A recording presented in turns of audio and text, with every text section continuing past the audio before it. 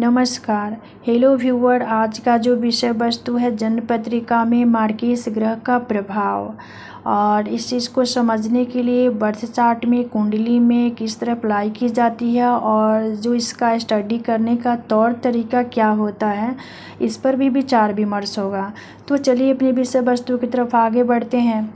और आप सभी जानते हैं कि कुंडली में 1 से लेकर 12 भाव होता है। यहाँ पे लग्न कुंडली है और जो कि कालपुरुष कुंडली के अकॉर्डिंग है।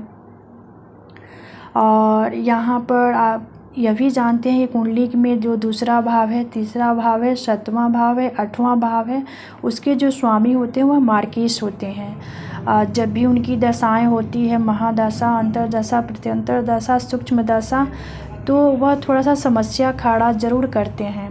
और इस चीज़ को जानने से पहले हम यह जान लेते हैं मार्कीस ग्रह। मार्कीस कहने से ही प्रतीत होता है। मार्कीस का अर्थ ज्योतिष शास्त्र में कुंडली में सदैव एक ही बात नहीं कही गई है। मार्कीस का अर्थ मृत्यु नहीं होती है। हाँ, इसमें शारीरिक, मानसिक अथवा आर्थिक पीड़ा होती ही होती है। लेकिन इसको समझने के लिए ज्योतिष शास्त्र को समझना और उसका स्टडी करना अति आवश्यक होता है। और एक चीज़ को यहाँ पे हम और समझ लेते हैं, जैसे कि मार्कीस का जो प्रभाव होता है 100% होता है। ऐसा नहीं है कि नहीं होता है, कहने से ही प्रतीत होता है। लेकिन यहाँ पर 10% ही जानलेवा होते हैं और 90% वह फिजिकली, मेंटली दिक्कतें, उलझने और समस्या देते हैं, लेकिन जानलेवा नहीं होते हैं। 10% जानलेवा होते हैं। और जो कुंडली का जो दूसरा भाव है, अष्टम भाव है, वह उसके जो स्वामी है वह मार्कीस होते हैं। और इस चीज़ को जानने के लिए जैसे कि भावार्थ सिद्धांत से हम समझ सकते हैं। जैसे कि पंचम भाव का विचार करना है तो पंचम से 5 भाव आगे जाएंगे। नवम भाव का विचार करना है तो हम नवम से 9 घोड़ आगे जाएंगे। ठीक उसी प्रकार जो अष्टम भाव है यह आयु का भाव होता है, और आयु का विचार करना है तो हम अष्टम भाव से करते हैं। तो अष्टम से अष्टम भाव 1 2 3 4 5 6 7 8 तृतीय भाव हुआ। और तृतीय भाव से भी आयु की विचार की जाती है। और यहाँ से छोटे भाई बहन, छोटी यात्रा और पराक्रम, साहस, धैर्य का भी विचार करते हैं।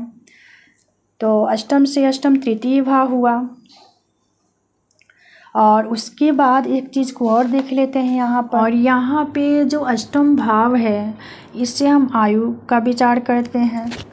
तो यहाँ पे अष्टम भाव का जो व्यय भाव है, अर्थात जो सप्तम भाव है, वह मारक भाव होता है। और तृतीय भाव का जो व्यय भाव है, तृतीय का व्यय भाव यहाँ से देख लेते हैं। 1 2 3 4 5 6 7 8 9 10 11 12 जो द्वादश भाव है वह व्यय भाव है।